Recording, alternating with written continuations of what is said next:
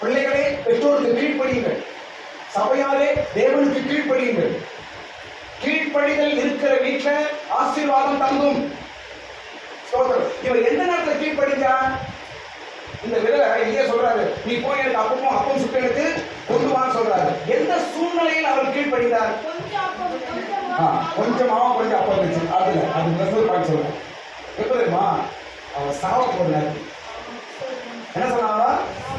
ஒன்றும் இல்லை, நானும் என் போய் என்ன செய்ய போறோம், சாவ போறோம் அப்படின்னு சொல்ற நேரத்துல இல்ல சொன்ன வார்த்தைக்கு கீழ்ப்படிங்க. எந்த சிச்சுவேஷன் பாருங்க, கிரிட்டிக்கலான ஒரு சிச்சுவேஷன் தான் அவர் கீழ்ப்படுகிறார்.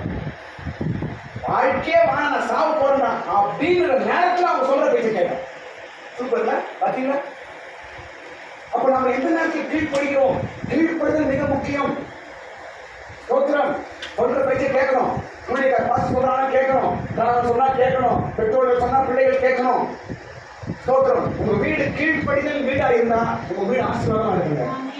நிச்சயமா சொல்றேன். இன்னும் பிள்ளைகள் அப்பா அம்மா பேச்சுக்கு கட்டாமல் இருந்தாங்கன்னா உங்க வீடு அழகான வீடாகுமா, ஆசீர்வாதமான வீடாகுமா. ஸ்தோத்திரம். ஊழியக்காரன் மூலமா வந்து சொல்ற எல்லா ஆசீர்வாதம் அப்படியே படிக்கிறது. ஆமென். ஆசீர்வாதம் தட்டி போட காரணம் கீழ்ப்படியாமை. முதலாவது ஆசீர்வாதத்தை இழந்து போன